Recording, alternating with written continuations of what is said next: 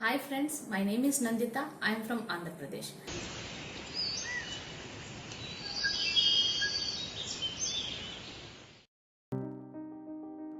Good morning dear students. Today we are going to discuss about locomotion and movement from chapter 20 biology class 11 CBSE syllabus. Children, let us discuss about vertebrae in human body. The vertebrae and the accompanying intervertebral discs are the basic skeletal components that make up the back. The skull, pelvic bones, scapulae and ribs contribute to the back skeletal structure and serve as the attachment points for muscles. Here let us learn more about the anatomy and functions of vertebrae in human body. The backbone is a long, hollow, rod-like structure running from the base of the skull to the hip inside our body. The scientific name of the backbone is vertebral column. It consists of 33 small rings called vertebrae. Between various vertebrae of backbone are present with the disc-like structures called cartilage that is made up of soft bones. Our backbone supports the head, its top. The shoulder bones, rib bones and hip bones are all joined to the backbone.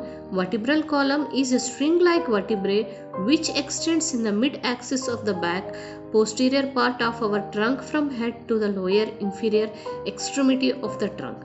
Together with the sternum and rib, it forms the supporting framework of our trunk. Each vertebrae has a central hollow portion which is called neural canal through which the spinal cord passes. It supports and rotates the head, suspends the viscera, protects vital organs, provides attachment to limb girdles, facilitates some movements of the trunk and houses the spinal cord. Children, vertebral column makes 2/5 of total weight of body. The length of human vertebral column is 71 centimeters, means 28 inches in adult male, and about 61 centimeters, means 24 inches in an average adult female. The vertebral column is differentiated into cervical 7, thoracic 12, lumbar 5, sacral 1 fused and coccygeal 1 fused region starting from the skull. Children, let us discuss anatomy of vertebrae. The 33 vertebrae are the primary bones of the back. The number of vertebrae and their specific properties varies according to the bodily location with which they are related.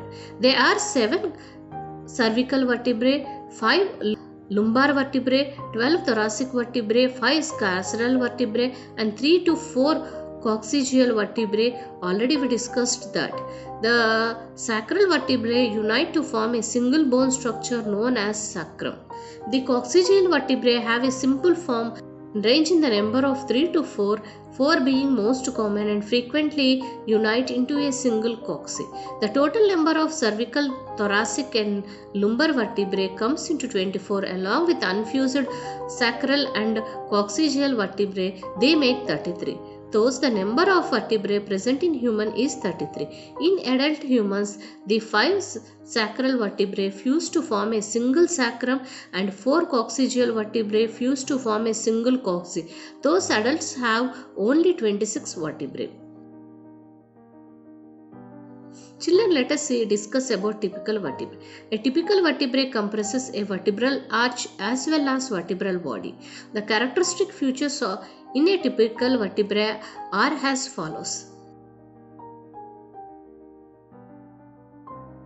Children, let us discuss in detail about parts of a vertebrae. The vertebral body is a typical, the most weight-bearing component of the bone and it is located anteriorly.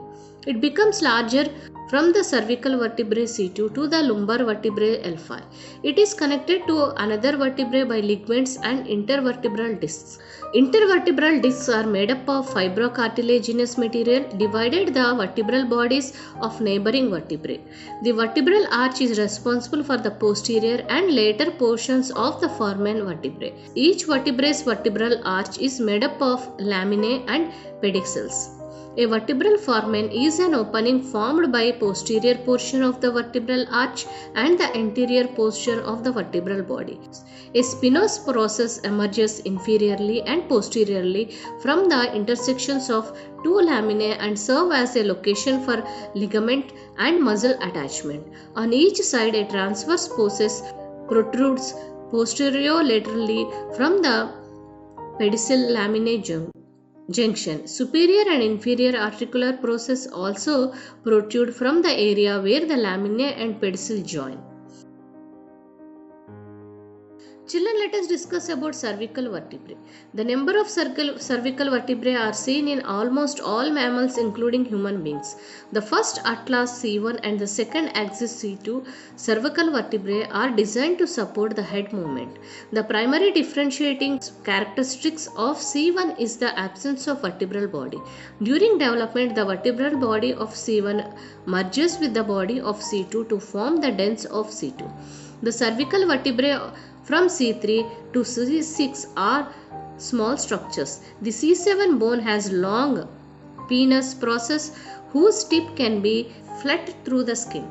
Atlas vertebrae is the first cervical vertebrae whose body is formed by vertebral arch transfer process. It supports the globe of the head like earth by the atlas. The centrium and the neural spine are absent. Transfer processes are long with transverse foramen. The second cervical vertebrae is the axis vertebrae. Odontoid process and dens are formed which is formed to the centrum of atlas. The odontoid process fits into the canal of atlas to provide head with sideways rotation. Transfer processes are small. Children, now let us discuss about thoracic vertebrae. The number of thoracic vertebrae are 12. The attachment of the 12 thoracic vertebrae with the ribs distinguishes them all. All vertebrae have rib elements. They are small and are incorporated into the transfer processes. However, in the thoracic, the ribs are separate bones that articulate via synovial joints with the associated vertebrates, vertebral bodies and transfer process. The presence of fates that functions as the site of attachment with the corresponding tubercle of the rib distinguishes the thoracic vertebrae from the vertebral bones. Also, when viewed from above, the vertebral body is slightly heart-shaped and the vertebral foramen is rounded. The thoracic vertebrae are numbered from T1 to T12. The T1 is closest to the skull and the T2 is typically larger than T1. The first four thoracic vertebrae are slightly similar to the cervical vertebrae, whereas the last four have characteristics similar to that of lumbar vertebrae. Children, let us discuss about lumbar vertebrae. The thoracic vertebrae are hallowed by 5 lumbar vertebrae, which created the skeletal support for the posterior abdominal wall and are distinguished by their large-sized bones. The outer characteristics featured in the lumbar vertebrae anatomy are a normal lumbar vertebral body is cylindrical and the vertebral foramen is triangular and bigger than that ones in the thoracic vertebrae. The L1 is leveled with the anterior end of the 9th rib. The lumbar vertebrae also lack facets for rib articulation except for those on vertebrae L5. It is a large and slightly conical shaped structure where the iliolumbar ligaments attach. Children, let us discuss about sacral vertebrae.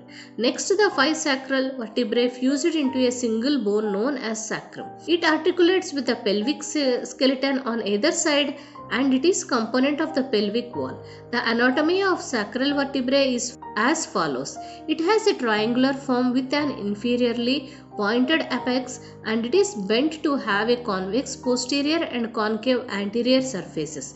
It articulates with the L5 vertebrae above the coccyx below. It features 2 big L-shaped facets for forming a connection with the pelvic skeleton, one on each lateral side. Children, let us discuss about coccygeal vertebrae. A 3 to 4 common variable number of coccygeal vertebrae are located inferior to the sacrum and merge into a single small triangular bone known as the coccyx. The coccyx has attachments with tendons, muscles, and ligaments and is not entirely useless. But facilitating attachments is not the only original purpose of the cervical vertebrae. Hence, they are considered vestigial. The coccyx tailbone articulates with the sacrum inferior ends and compresses 3 to 4 fused coccygeal vertebrae. The sacrococcygeal joint is articulation between the base of the coccyx and the apex of the sacrum. It is distinguished by its tiny size and absence of vertebral canal and vertebral arches. The first portion of this vertebrae is large and resembles the last sacral vertebrae. Children, let us discuss the functions of vertebrae. Function of vertebral column is to carry weight of the body during motions as well as while standing, and sit gives flexibility to one animal during one movement of head. Displacement of the vertebrae from its normal positions due to displacement or degeneration part of the intervertebral disc is called slip disc. The spinal column is a complex structure comprises various bones, joints, nerves, muscles, ligaments and tendons woven together to form a strong structure. This spinal or vertebral column is made up of a series of vertebrae. Already we discussed that. The vertebrae serves various purposes like support, protection, movement, etc. Let us have a look at the function of vertebrae in humans. Children, cervical vertebrae's function. It supports the head and aids in its movements up, down and left-right movements. It also houses 8 pairs of spinal nerves that innervate the shoulder, arm, neck and hand regions. Let us see the thoracic vertebrae functions. It supports the neck and anchors the rib cage. It also helps transfer to force from the torso to the lower segment of the spine. It houses 12 pairs of spinal nerves that controls various sensory and motor signals. Lumbar vertebrae's function. It protects cauda, means a bundle of lower spinal nerves along with the coccyx and sacrum. It provides support to the stabilizers and upper body and also controls leg movements. Sacrum and coccyx function. They form the back wall of the pelvis and hip. It also facilitates sitting, walking, running movements.